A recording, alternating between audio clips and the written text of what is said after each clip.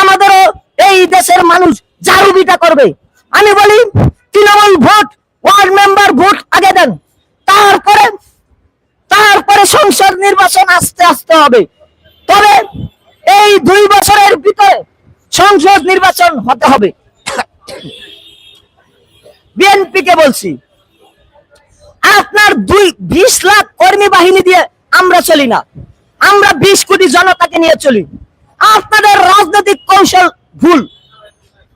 আপনার তৃণমূলে যারা মেম্বার ইলেকশন করতে চায় তাদের ইলেকশনে তারা করায় দেন, মেম্বার ইলেকশন হোক, তখন আপনাদের শক্তিশালী হবেন। বিশেষ করে বামপন্থীরা যারা আপনাদের বিরোধী দল, তারা তো কমপক্ষে আপনাদের শক্তি ক্ষমতা বুঝবে।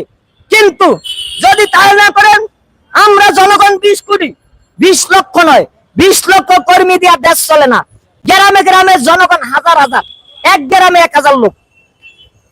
জনগণের স্লোগানে মিছিলের ছুটে আপনারা ভেসে যাবেন সমুদ্র পথ দিয়ে ভারতে।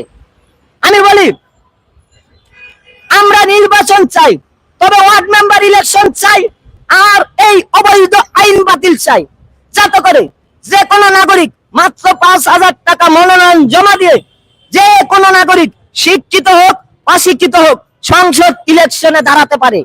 যদি আপনারা মনে করেন অশিক্ষিত লোক দেশ চালাতে পারবে না, আপনারা ভোট দিবেন না।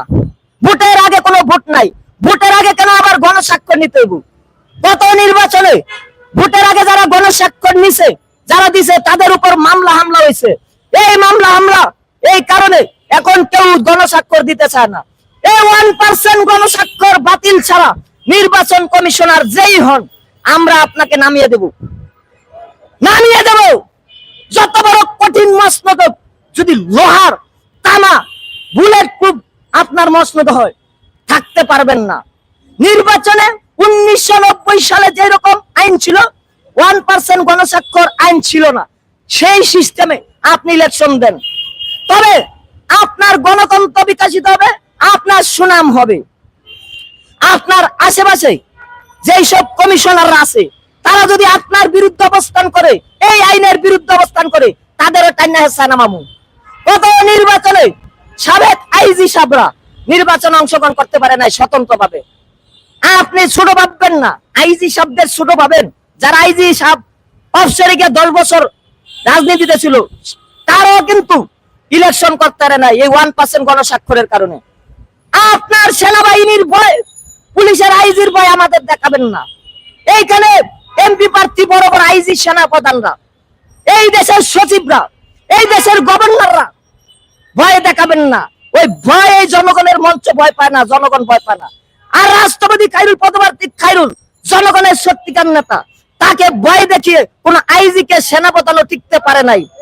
এই গণঅভ্যুত্থানের যত ছাত্ররা গণঅভ্যুত্থান ঘটিয়েছে, সবাই কিন্তু আমাকে চিনে জানে।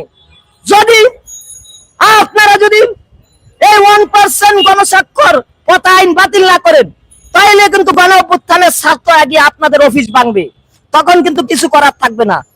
আমি চাই না ছাত্ররা সহিংস হোক। আর একটা কথা বলি, ছাত্রদের বলছি, তোমরা সহিংস হবে না। তোমাদের উপর যদি কেউ অ্যাটাক করে, জনগণের মঞ্চে চলে আসবা, এইখানে বক্তব্য দিবা। তোমাদের নাগরিক কমিটিও থাকবে, আমরা জনগণের মঞ্চেও থাকবো। তোমরা যারা যারা দল করছো, যেমন উপদেষ্টারা 5টা দল করছে, বিভিন্ন দল করো, তোমরা 5টা না 10টা দল করো, গণতান্ত্রিক অধিকার, আমাদের কোনো বাধা নাই। তবে যেই দলগুলো করছো, এইটা নাগরিক কমিটিতে থাকতে পারবে না। নাগরিক কমিটি কোনো রাজনৈতিক দল না, সাধারণ ছাত্রদের মঞ্চ, ভালো মন্দ বলার মঞ্চ। আর এই জনগণের মঞ্চ কোন রাজনৈতিক দল না।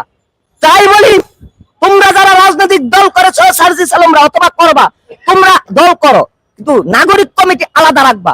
তোমরা আলাদা, তোমরা বিপিনুরের মতন, গণ অধিকারের মতন, অন্য দলের মতন আরেকটা দল করো, দল নিবন্ধন নাও, রাজপথে থাকো।